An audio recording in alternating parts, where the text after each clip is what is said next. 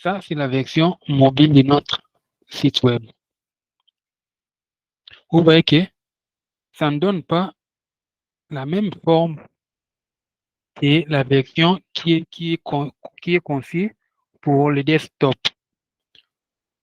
Donc ici, les textes sont un peu en désordre. Je peux aller jusqu'en bas. Vous voyez que tout est en désordre. Maintenant, ce que nous devons faire est que nous devons organiser notre site de façon que ça puisse s'adapter au format mobile. Comme on avait prédéfini ici, vous pouvez soit prendre un modèle de téléphone, soit vous pouvez venir ici dans Responsive et puis vous pouvez choisir la taille de l'écran. Donc, comme on avait prévu pour cette partie, par exemple la partie contact, un exemple simple, dans la partie contact, on avait prévu qu'on puisse avoir des colonnes.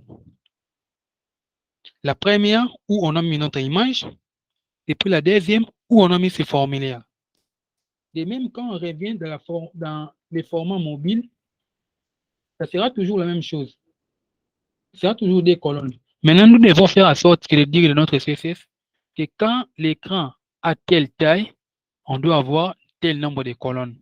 Quand l'écran a telle taille, on doit avoir tel nombre de colonnes ou tel nombre de styles ou quel style nous pouvons faire pour cette taille. Là intervient la notion de media query. Les media query nous permettent de définir quel style pour quelle taille. Donc, pour commencer avec cette notion, il nous suffit de faire @media et puis, entre parenthèses, là maintenant, je vais préciser. Je dis max width. Donc, ici, j'ai fait en sorte que j'ai dit au CSS pour tous les écrans. Pour tous les écrans dont la taille est au maximum. Par exemple, au maximum 500 pixels. Que je peux commencer. J'ai fait body, j'appelle la balise body. C'est-à-dire ici quoi? On va écrire nos CSS comme d'habitude. Mais quand nous avons besoin de spécifier pour un type d'écran, donc on doit mettre d'abord la condition. Max width signifie la taille maximum des écrans doit être, on met les pixels. On peut aussi utiliser min width. Là, c'est la taille minimum. Mais ici, on a dit la taille maximum. Et puis, les écrans où la taille maximum sera 500 pixels, la balise body, on va mettre maintenant le background color pour qu'on puisse voir un exemple simple. Background color rouge. On met ça en rouge. On voit ce que ça donne et puis on va mieux comprendre. Donc, je vais jouer ici avec les styles. Si vous vérifiez bien à partir d'ici, là où c'est écrit responsive, c'est 519. Mais moi, j'ai dit dans mon code que les écrans dont la taille est au maximum 500 pixels doivent avoir le background en rouge. Comme ici, c'est 519, c'est toujours en blanc. J'essaie de réduire 511, 500, 501, c'est toujours en blanc. Quand ça devient 500, je vais mettre ici 500. Quand ça devient 500, le background devient directement rouge. Donc, c'est là qu'intervient les media query. On définit pour tel type d'écran et puis on précise bien les pixels des écrans. Comme ici, j'ai dit, si l'écran a une taille au maximum 500 pixels, les backgrounds doivent être rouges. Si c'est 501, si l'écran est 501, donc ça ne sera pas de cette condition. Mais tous les écrans dont la taille est au maximum 500 pixels, ça prendra les codes qui sont ici. Donc ici, quand j'augmente la taille, vous voyez que ça change automatiquement parce que le CSS, le navigateur comprend directement ce que je vais faire avec mon CSS. Donc, le navigateur les comprend automatiquement. Maintenant, nous devons commencer par utiliser certaines choses. Premièrement, on a le menu qui est ici. Ce que nous devons faire, on va faire en sorte que ces menus ne soient plus affichés dans les formats mobiles. Je peux venir ici. Les types des écrans, une fois que vous tapez Media Screen, vous verrez, on va vous donner les types des écrans et la taille aussi. Je crois bien. Si j'ouvre cette image,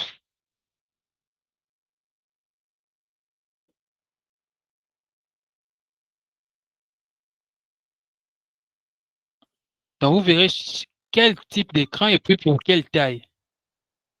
Les tablettes ont au maximum 700. Donc, je vais ouvrir ça.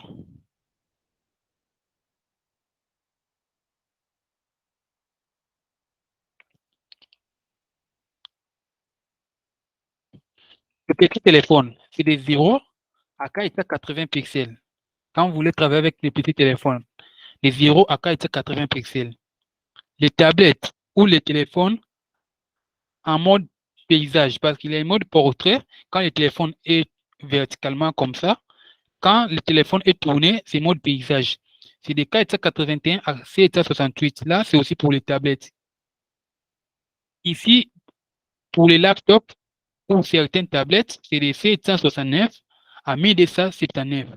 Et puis pour les écrans, genre les moniteurs et autres, c'est à 1280 plus. Donc, quand vous voulez faire du style, il faut tenir compte principalement de ces 4 écrans. Mais nous, on va commencer d'abord à travailler même pour des écrans. Au fur et à mesure que vous allez commencer à travailler seul, il faut tenir compte de ces 4 types d'écrans. Parce qu'il peut y avoir que dans les tablettes, vous voulez que vos colonnes s'affichent en D et que dans les PC, ça s'affiche à 3 colonnes. Dans le téléphone, ça s'affiche en une seule colonne. Donc, tout dépendra de ce que vous voulez faire. Pour nous ici, comme nous voulons que les menus ne puissent pas s'afficher, premièrement, je dois voir quelle est la classe qui gère les menus. Je reviens en haut ici. Je vois que nous avons navbar et puis nous avons navmenu comme classe. J'arrive ici. J'ai dit, au lieu de 500 pixels, on met juste pour les tablettes. 768. On a 768. Tous les écrans qui auront la taille de 768 ou inférieure, donc max width, la taille maximum 768. Ici, on cible que des petits téléphones et des tablettes. Donc, on utilise ces sites par rapport aux petites tablettes, aux petits téléphones et aux tablettes. On va maintenant changer le style que ce soit différent par rapport au PC et autres. J'enlève body. Maintenant, je vais dire, je prends d'abord la classe navbar. Et puis, je prends la classe navmenu qui contient notre menu. C'est ça qui sera caché dans le petit téléphone. Un navmenu. Pour les cacher, c'est juste qu'il faut faire display non, qui ne puisse pas s'afficher. Donc là, ça ne sera pas affiché dans les tablettes et les téléphones. Je fais le site comme ça, vous voyez que ça ne s'affiche plus. Ça s'affiche. Quand je fais comme ça ne s'affiche plus.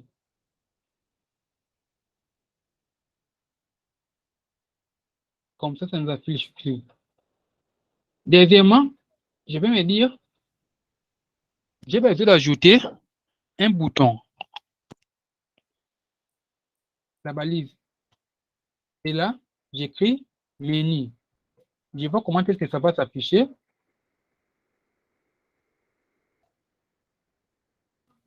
Mon menu est là.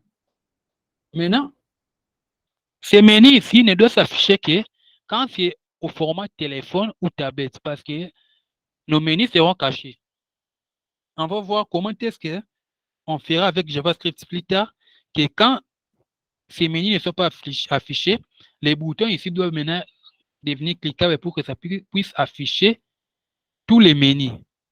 Mais pour le moment, on va se limiter avec le HTML et le CSS. Quand je mets comme ça, les menus aussi sont affichés. Les boutons ici doivent maintenant être cachés au format PC et ne plus s'afficher qu'au format téléphone et tablette. Là, on ne fera pas ça à l'intérieur de notre Media Query. Parce que Media Query ici, cela nous permet juste de gérer les formats mobile et tablette. Donc, pour cacher ces menus ici, les boutons ici, je vais mettre classe Etienne Toggle. Donc, avant les Media Query, à l'extérieur, je peux cacher cette classe Etienne Toggle. Pour cacher, je viens dire display non. Ça ne sera pas visible. Vous voyez que le bouton est caché. Pour le moment, c'est caché dans n'importe quelle condition. Maintenant, on doit l'afficher juste ici, quand c'est au format téléphone ou au format tablette. Donc ici, à l'intérieur, btn toggle, je mets display pour afficher display bloc. Et comme ça s'affiche uniquement au format tablette quand les menus ne sont plus affichés. Quand les menus sont affichés, ce bouton est caché. Vous voyez un peu ce que les Media Query peuvent nous permettre à faire. Donc, premièrement, vous devez préciser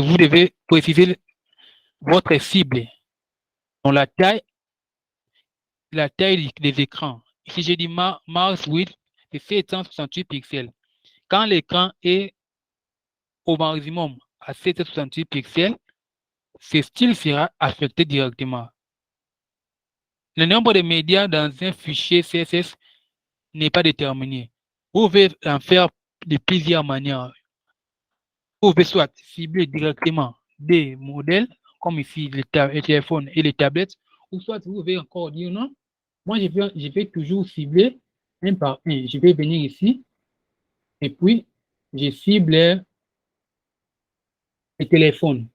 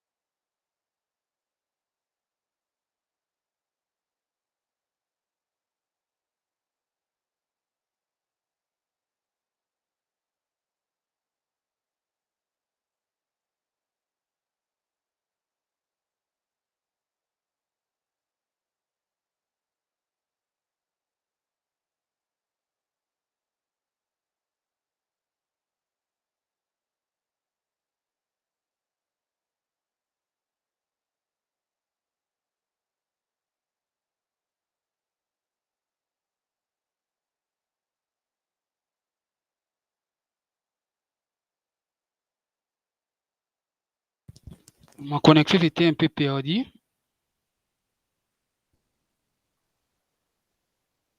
Donc, je disais, tout dépend de ce que vous voulez faire. Vous pouvez cibler soit des formats directement ou vous pouvez cibler chaque format avec son style. Il n'y a pas une règle qui vous dit de cibler les 2 ou 3 directement. Non. Tout dépend de votre conception. Si vous voyez que et les formats pour les mobiles, les petits téléphones, et les formats pour les tablettes ne doivent pas avoir le même style, vous devez cibler chacun à son côté. Comme de cette façon, ici, j'ai ciblé les petits téléphones. Ici, j'ai ciblé les tablettes. La partie restante, là, c'est pour les desktops. Là, c'est le style par défaut. Nous, pour le moment, nous n'avons pas besoin de cibler les dés. On cible, nous ciblons directement les petits téléphones et les tablettes dans les mêmes blocs ici. On a caché la partie des menus et puis nous avons fait les blocs afficher les boutons menus. Quand les menus, liste des menus n'est plus affichée, ça sera les boutons qui interviendront maintenant dans leur place. Ici, vous voyez déjà comment est-ce que ça marche. C'est les boutons qui s'affichent quand les listes là n'est plus affichées. Nous avons nos menus, mais quand c'est dans les formats mobiles ou les formats tablettes, une autre chose qui s'affiche. On va maintenant descendre à la deuxième partie, ici. Ce que nous allons faire ici, nous avons des colonnes. Mais dans les téléphones, on n'a pas besoin que ça puisse nous afficher ces deux colonnes ici. Non. On aura besoin d'une seule colonne. Et puis, nous aurons besoin de réduire la taille de ces écrits. En plus, ici, vous voyez que les menus n'est plus 100% quand on réduit. Ce qu'on va faire, on cherche d'abord là où on a mis la couleur du menu. C'est navbar. On prend cette partie ici. Je copie ça. Et puis, je l'amène dans mon bloc pour les responsives. Je colle ça à l'intérieur. Maintenant, j'en ai ici. Je vais dire, comme tu es flex, ta taille va être à 100%.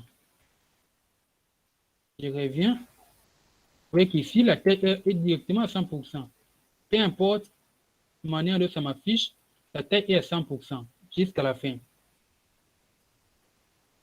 Vous voyez qu'il n'y a plus d'espace pour ça. J'ai mis ça à 100%. Donc, quand vous faites des responsives, il faut tenir compte de tous les paramètres. Il faut bien vérifier comment est-ce que ça s'affiche et autres. Ce que vous voyez que ça bouge comme ça, c'est juste, il y a d'autres styles déjà. À part, on a fait juste les menus sur la navbar, d'autres styles qui sont restés, et ça qui fait en sorte que ça puisse bouger. On vient à la deuxième partie ici. On commence par changer la taille de ces écrits pour les autres formats. On vérifie d'abord. Premièrement, vous devez commencer à vérifier c'est quoi son style. C'est HeroTitle et puis c'est H1. Je peux venir dans CSS, je cherche HeroTitle. HeroTitle est là, et puis H1, on a précisé que c'est à 50 pixels. Nous, maintenant, pour les petits formats, on va dire que tous les H1 pour les téléphones et les tablettes doivent être à 30 pixels. Pour directement, ça se réduit. On a mis ça à 30 pixels. Et puis ici, Hero, si on cherche son style, on voit que c'est display grid. Et puis, deux colonnes de 60% et 30%, l'alignement c'est au centre. Maintenant, comme c'est version mobile, on n'a pas besoin que ça puisse avoir des colonnes. Nous n'avons besoin d'une seule colonne. Je copie ce style-là, je l'amène à l'intérieur ici de notre bloc de responsive. Et puis j'ai dit, on n'a pas besoin de deux colonnes, on a besoin d'une seule colonne 100%. Comme ça, vous voyez qu'il y a le texte et puis il y a maintenant l'image. Là, on a déjà enlevé des colonnes, on a laissé une seule colonne. Une autre chose à faire, le padding qui est là, l'espace ici, on doit l'enlever. Comment est-ce qu'on va enlever ça? On vérifie d'abord, comme dans la navbar, dans ces blocs, ça ne sera plus 100 pixels. On peut mettre 20 pixels, comme c'est en format téléphone. On peut mettre même 10 pour le tout. Parce que le format téléphone, le téléphone est déjà petit. Nous n'avons pas besoin d'avoir plusieurs espaces à l'intérieur encore. Comme ça, on a bien affiché notre menu. Il n'y a plus trop de mouvements. Parce que ici, il n'y a que 10 pixels. Et puis à la fin aussi 10 pixels. On va maintenant venir dans cette partie et puis changer encore les pixels ici. Si je cherche, toujours, nous sommes dans Hero. Je cherche Hero. Ouais, Hero Title padding, c'est 100 pixels. Padding top, 60 pixels. Je copie ça, je me dis, pour les formats téléphone et tablette, on n'a pas besoin de ces padding ici, c'est trop beaucoup. On a juste besoin de 20 pixels pour les top et 10 pixels pour autres. Et que maintenant, j'ai 10 pixels pour les autres parties, puis 20 pixels pour les top. Comme ça, ça m'affiche avec un peu de style. Quand j'augmente la taille, vous voyez que ça va changer. Vous voyez, comme ici, c'est plus de 668, ça nous affiche comme ça. Quand c'est format téléphone, vous voyez que ça nous affiche d'une autre façon. On peut se dire que quand c'est le format téléphone, nous n'avons plus besoin de l'image. Donc, nous devons cacher cette image dans le format téléphone. Cette image ne doit plus être visible. Je vais juste chercher le style qu'on avait fait pour cette image et puis les cacher. Toujours dans Hero. C'est ça ici. Hero, IMG, Hero Image. Ça qui gère l'image. Je viens juste ici. Je remets le style. Maintenant, ici, ce n'est pas width. Ici, je vais dire display none. Donc, cette image, dans les formats mobile et tablette, ça ne sera plus visible. On voit que l'image n'est plus là. Mais quand j'augmente la taille, l'image s'affiche. Quand je diminue, l'image se cache. Donc, c'est ainsi qu'on va commencer à développer des sites responsifs. C'est comme on fait des styles ou plusieurs styles. Donc, pour chaque format, vous devez avoir des styles. Il y aura des styles communs, oui, mais il y a certains styles qui seront propres à un format. Donc, comme ici, nous avons un style pour les formats mobiles et les formats tablettes, et puis un autre style pour les formats PC et moniteur. Là, on a caché notre image. Côté service, on voit d'abord nos services ici. C'est quel style? On va diminuer la taille. Je reviens dans nos services. Nos services, c'est H1. Il y a l'ID service. Je cherche l'ID service. Oui, service H1. Je vais juste copier cela. Je l'amène ici. Je colle. Puis j'ai dit, non, tu ne dois plus avoir 50 pixels pour le font size, mais plutôt 30 pixels dans les formats mobiles et tablette. Directement, c'est 30 pixels. Quand j'augmente la taille, ça change. Comme ça, c'est 30 pixels. Après ça, ici, il y a 3 colonnes. Mais je me dis, je ne dois plus avoir ces 3 colonnes ici. Je dois directement avoir une seule colonne. Je reviens, je vois le style qui est là.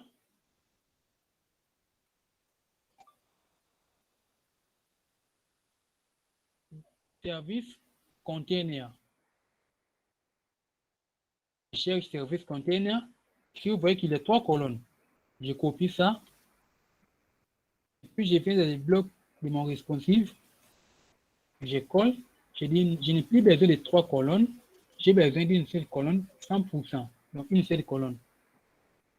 Directement, c'est une seule colonne partout. Quand vous faites comme ça, c'est 3. Quand je retourne dans le format tablette, c'est une seule colonne. Vous voyez un peu comment est-ce que le responsive design marche. Ici, il n'y a qu'une seule colonne. Là, on passe. On part dans l'équipe. L'équipe est toujours 4 colonnes. On s'est dit non, l'équipe ne doit pas avoir 4 colonnes dans les formats mobiles. Ça doit avoir une seule colonne. Ce qu'on va faire, il faut premièrement chercher votre style. Je cherche le style qui est là. Grid colonne 4. Pour le moment, on peut faire juste comme ça, même avec son nom. Je viens, je copie, et puis dans les blocs de responsive, je colle, je change juste le nombre de colonnes. Je dis 100%, donc une seule colonne de 100%. Je vérifie, notre équipe a changé. Ou soit ici, je peux me dire, bon, je ne vais pas avoir une seule colonne, mais je vais avoir 2 colonnes quand c'est le format téléphone. C'est-à-dire 50 pixels, 50%, 50%. J'aurai 2 colonnes. Dans les PC, c'est 4 colonnes, mais dans la tablette ou les phones, c'est 2 colonnes. Là, c'est fait. Je vois maintenant la partie contact. La partie contact est bel et bien là. Grid colonne D. On va faire en sorte que ça puisse devenir une seule colonne dans notre partie responsive. Je copie, je l'amène ici. Je colle. Je dis 100%. Vous voyez que l'image est en haut et puis autre chose est en bas.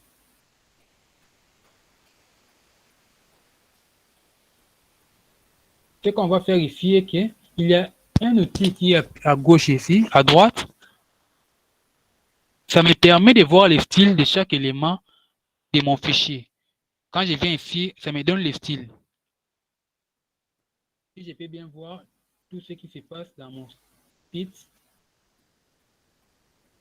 je vais voir le style. J'ai le format mobile qui est là. Je viens ici dans mon HTML.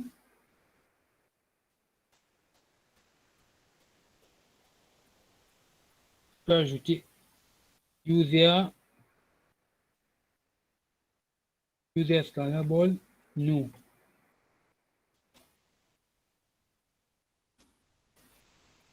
Donc, il y a un style qui est là, qui dépasse un peu, c'est ça qui fait que ça puisse un peu bouger.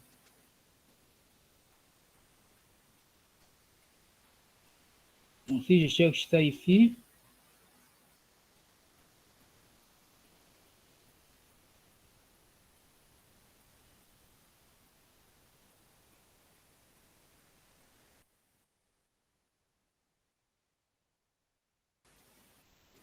navbar, je cherche navbar, je mets ça auto.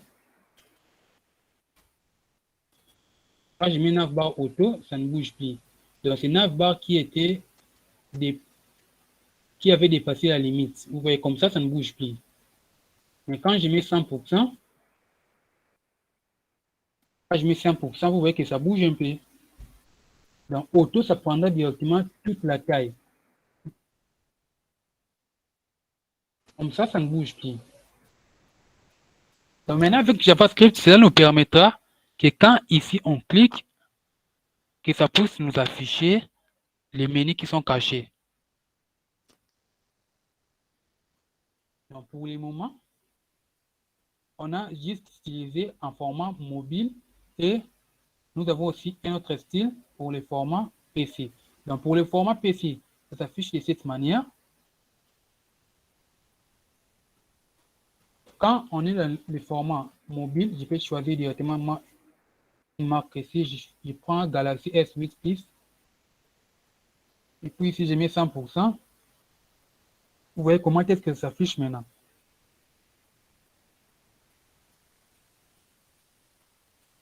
Donc cette technique va nous permettre tout au long de notre carrière de développeur de bien gérer notre site web ou application pour tout type d'écran, pour tout type de support. Parce qu'une fois qu'on ne maîtrise pas les notions de responsive, ça sera très compliqué pour notre carrière. La majorité des sites sont consultés via les téléphones. Donc même quand vous allez commencer à développer un site et vous allez intégrer l'outil Google Analytics, Google Analytics nous permet d'avoir des analyses concernant notre site ou application. Ça te dira quels sont les nombres de personnes connectées dans ton site, quels sont les nombres de pages vues, et puis ça te donne presque plusieurs analyses. Je peux ouvrir ça ici et puis on va voir comment est-ce que ça donne. Donc vous voyez ici, ça me dit nombre d'utilisateurs, c'est 30 dernières minutes. Dans mon site, 0. Mais si je me connecte, je me suis connecté, je reviens dans Analytics et puis je recharge. Google Analytics ira maintenant chercher l'analyse concernant mon site. Et puis il va donner les résultats. Vous voyez que maintenant c'est 1. Ça me donne Congo-Kinshasa. Ça donne le nombre d'utilisateurs par semaine. Donc ce sont des outils qu'on va aussi commencer à utiliser au fur et à mesure on va avancer. Maintenant, les responsives vont nous permettre de comprendre comment est-ce qu'on peut styliser un bloc de code ou notre site dans les formats mobile ou tablette. Si on cherche l'analyse du nombre de téléphones ou du nombre d'appareils connectés dans ce site, on pourra voir que plusieurs personnes se connectent via les mobiles. Plusieurs personnes se connectent via les mobiles que les PC.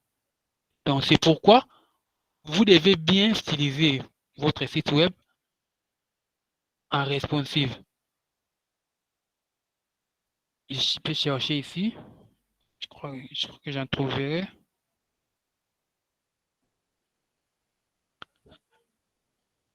Donc les responsives doivent beaucoup plus vous être en tête parce que plusieurs personnes vont se connecter via les mobiles.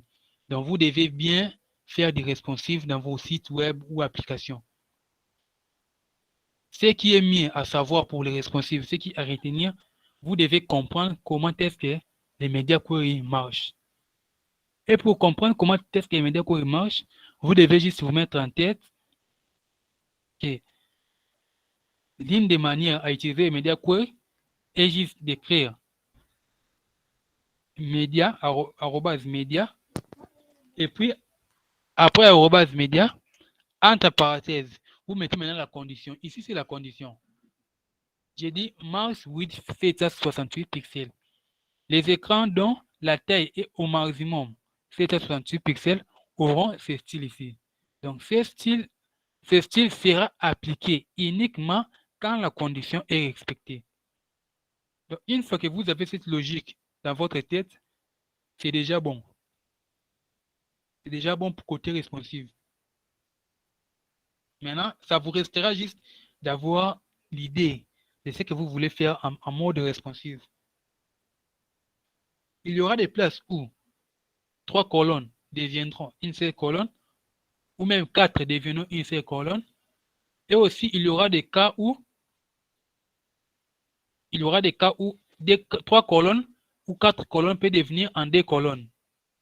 Donc, tout dépendra de ce que vous voulez faire. Mais à ne pas oublier de bien tester à chaque fois, vous modifiez du style. Vous pouvez modifier pour faire du responsive, mais la partie desktop est abîmée.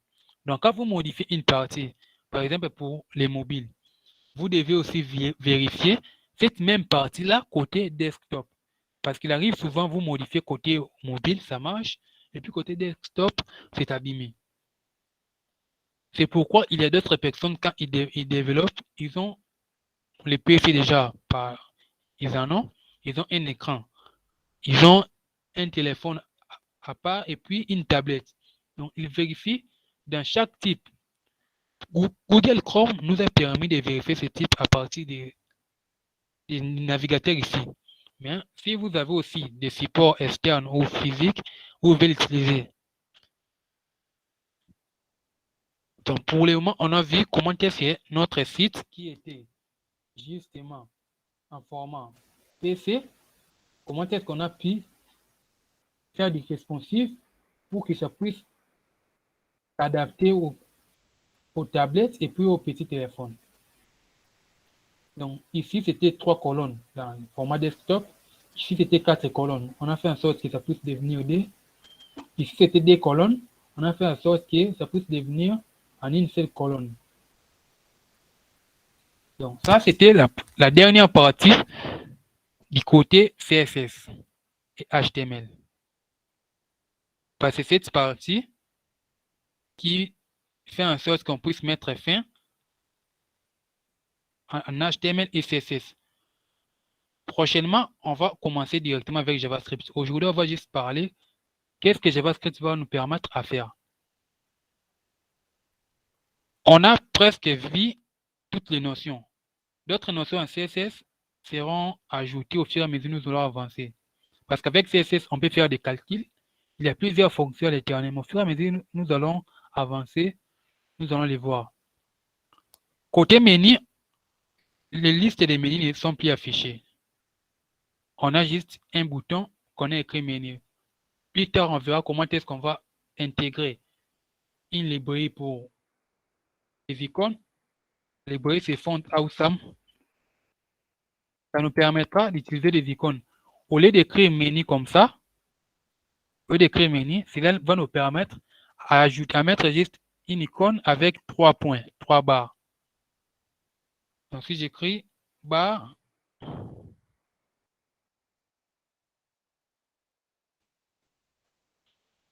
donc, on verra juste comment on va ajouter ça au lieu d'écrire menu. Là, on le verra prochainement quand on va avancer. Les boutons est là. Mais avec JavaScript maintenant, ça va nous permettre, au lieu de cliquer, au lieu de laisser seulement comme ça nous permettra, quand on clique, ça puisse s'afficher. Par exemple, quand je viens ici, je prends le mode responsive, il y a un bouton ici. Quand je clique, ça m'affiche le menu. Quand je clique encore, ça ferme le menu. Donc là, ça se fait avec JavaScript. On verra ça prochainement. JavaScript, pour notre deuxième partie, c'est un langage de programmation, un langage qui a été créé en 10 jours. Vu qu'à ce temps-là, ça ne faisait pas tout ce que JavaScript fait aujourd'hui. Tout au début, c'était juste côté front-end. Quand on parle du côté front-end, JavaScript nous permettait juste de se limiter côté interface utilisateur avec les interactions. En parlant des interactions, le fait que les boutons puissent déjà se cliquer comme ça et faire une action, c'est une interaction que JavaScript gère. Tout au début, JavaScript n'avait que cette fonctionnalité-là, côté front-end. Au fur et à mesure le monde s'évolue, JavaScript est adapté actuellement côté back-end. Donc, JavaScript peut faire des requêtes au serveur et puis gérer la partie serveur. Mais dans notre formation, on verra JavaScript uniquement côté utilisateur. Avec JavaScript, on va gérer des actions, comme nous avons vu, les clics, les boutons. On va gérer encore des actions, genre des formulaires. Une fois que nous avons un formulaire pareil, avec JavaScript, on peut comprendre si un formulaire ou un input qui est là a été bien rempli,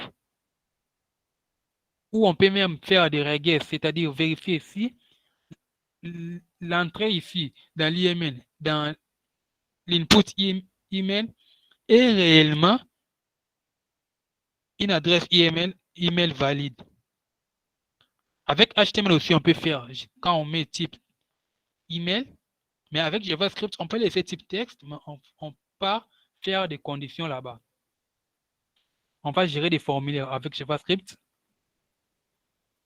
On peut même créer une sorte de calculatrice avec JavaScript.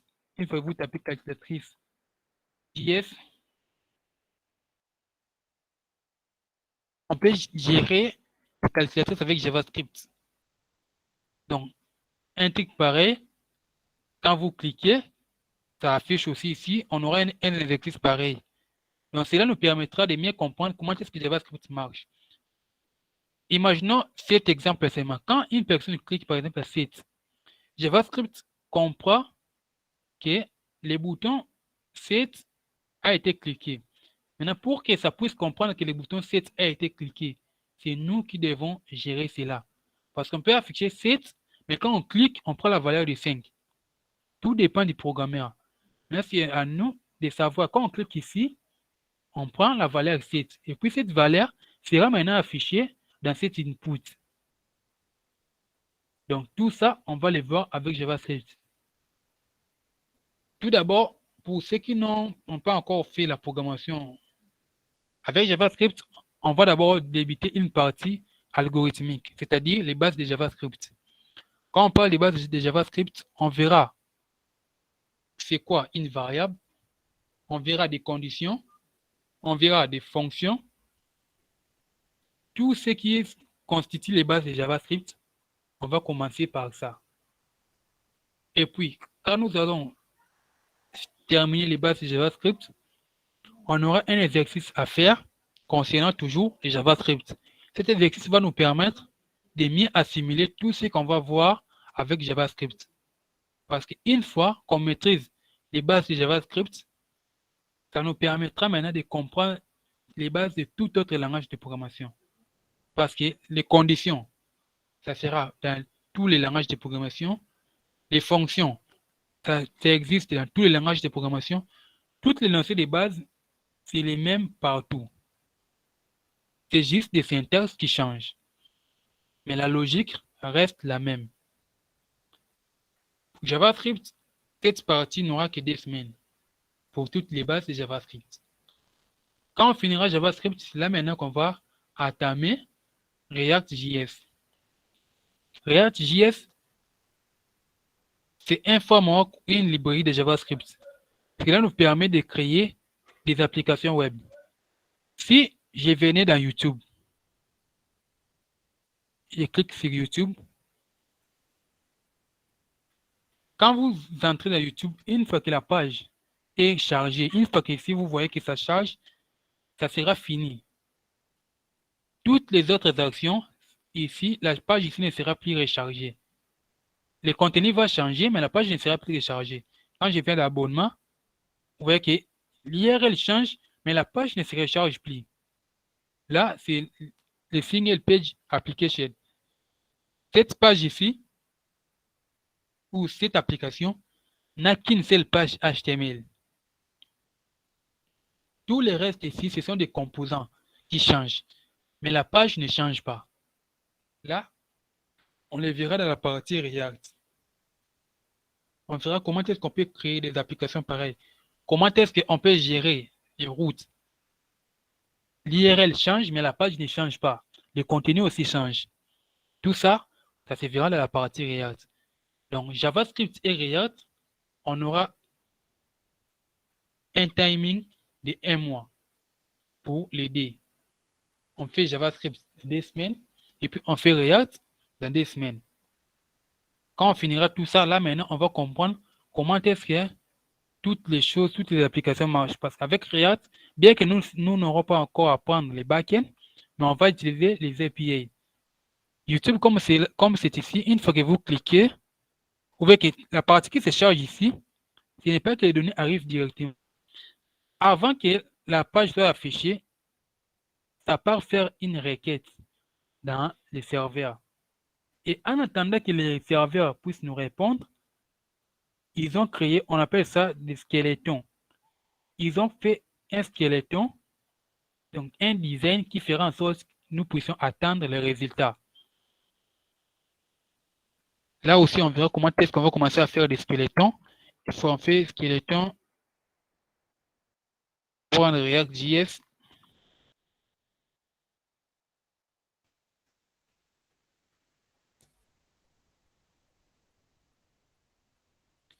Donc, vous voyez l'image qui est là, ça c'est le squeletton même de YouTube. Cela va nous permettre, quand nos données ne sont pas encore affichées, parce qu'on va utiliser des API, c'est-à-dire on fait des requêtes dans un serveur, que ce soit les nôtres ou un serveur externe. En attendant que les serveurs puissent nous répondre, on ne peut pas laisser l'utilisateur toujours comme ça. On affiche quelques trucs qui vont lui montrer que les résultats sont en attente. Toutes les applications web utilisent ça, que ce soit Facebook, ou même si c'est pour LinkedIn, toutes les applications web utilisent ça parce qu'ils font des requêtes, ils utilisent des API. On verra comment est-ce qu'on va commencer à créer nos propres API. Certaines personnes se demandent pourquoi ne pas directement faire comme on fait dans PHP et puis récupérer les données. Les API vont nous permettre, à la longue, une fois que vous avez besoin que votre application puisse être aussi pour les web et pour les mobiles, comme Facebook.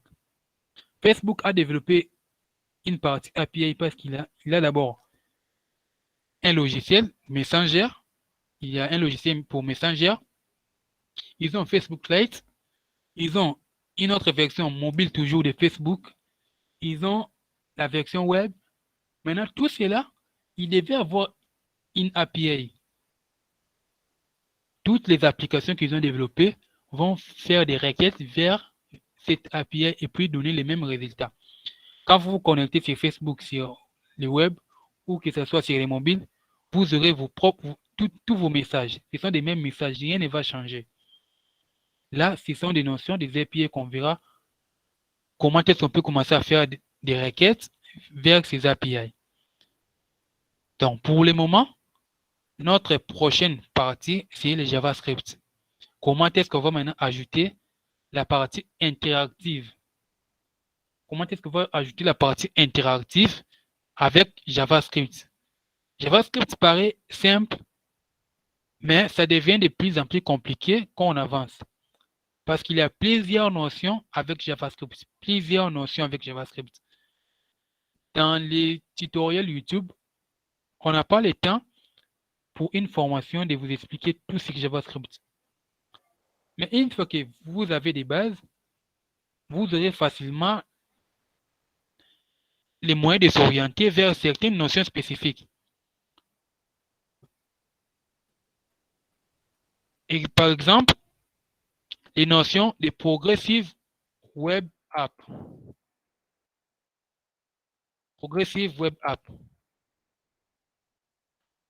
Avec JavaScript, on aura aussi à voir cette notion de Progressive Web App.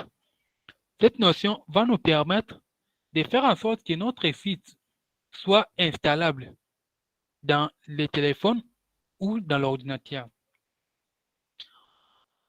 YouTube, comme est là, vous voyez qu'au-dessus de votre barre de recherche, ça vous donne une icône ici. Quand vous cliquez, ça vous dit installer l'application YouTube. Donc, YouTube ici a été fait en fonction de cette notion, Progressive Web App. C'est-à-dire, il est adapté à être installé comme état logiciel. Si vous êtes dans le téléphone, ça peut être installé comme état application. Ça a été codé pour cette fonctionnalité.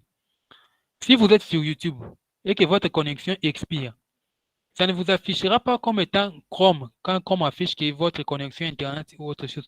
YouTube lui-même va comprendre cet état que vous n'avez plus de forfait ou autre.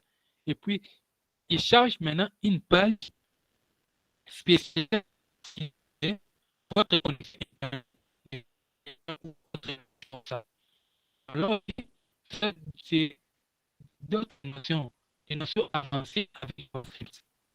Au fur et à mesure que nous allons avancer, on va voir quelles sont les notions qu'on verra après. Parce qu'avec d'ailleurs où je vous organise, c'est commencer d'abord des petites choses, et puis on avance sur les choses qui viendront plus tard. Mais si je donne toutes ces choses au début, c'est déjà regardé. On va donner d'abord les bases. Pour avoir fini les bases, on parle de React.js. À la fin, on verra encore d'autres notions spécifiques. JavaScript. Donc, pour aujourd'hui, c'est limité à faire responsive pour notre partie. Passer par des questions. Il faut d'abord que nous devons faire déjà un outil qui est geek. Tout comme message. Je peux créer responsive design. Design.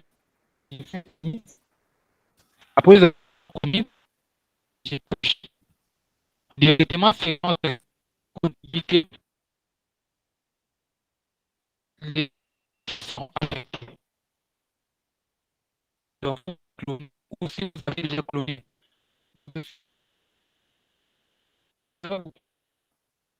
et prendre les dernières notifications ou les dernières modifications. Ceux qui ont des questions, vous pouvez poser maintenant.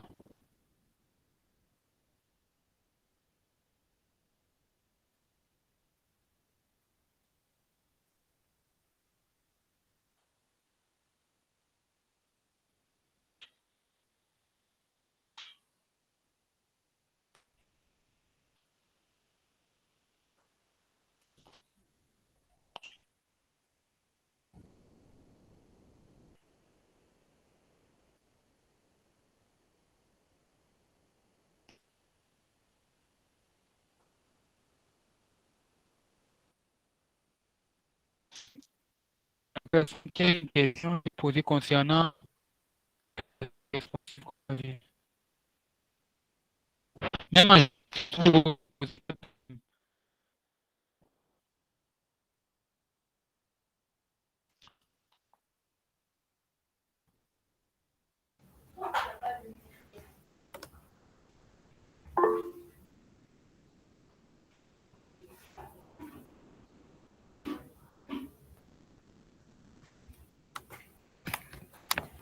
Bonsoir, Monsieur Shadak. Ok, merci beaucoup pour l'exposé. Même si je suis venu en retard, je pense bien que je pourrais récupérer ça dans l'enregistrement. J'ai vu que vous avez lancé l'enregistrement, même dans YouTube. Je vais visualiser ça pour comprendre parce que je suis venu pratiquement vraiment à la fin. Mais par rapport au JavaScript, est-ce que nous aurons aussi la notion de DOM, la manipulation de DOM? Est-ce que vous avez prévu oui, ça aussi?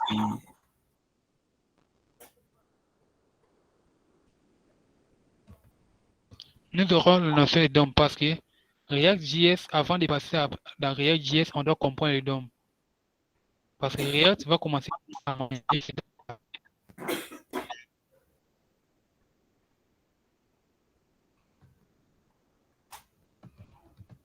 Ok, merci beaucoup.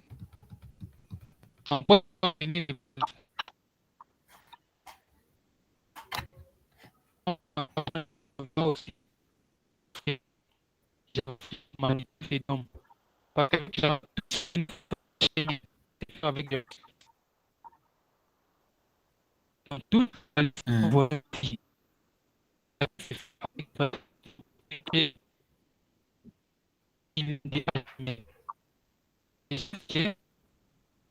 Cette façon est possible.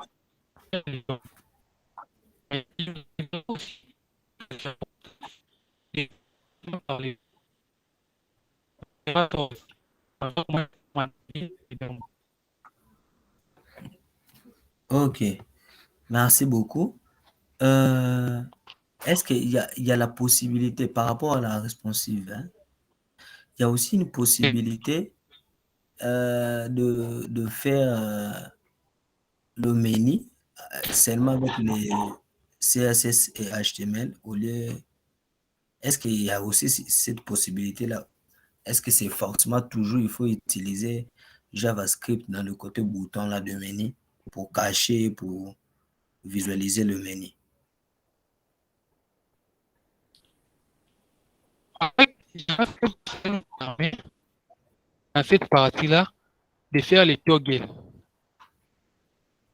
Toggle avec CSS, ça existe. Oui, ça peut se faire.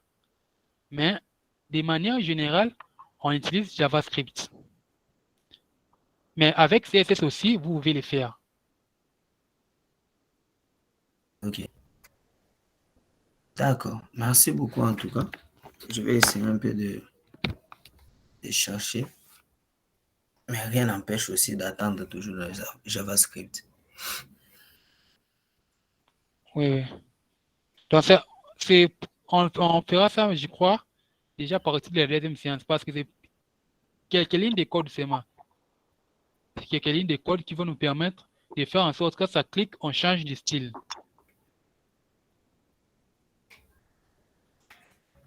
Super.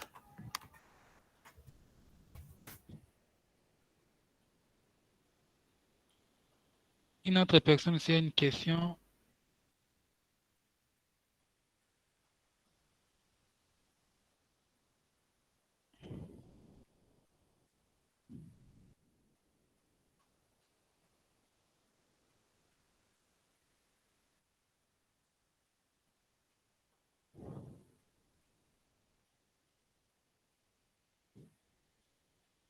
Je pense qu'il n'y a plus de questions.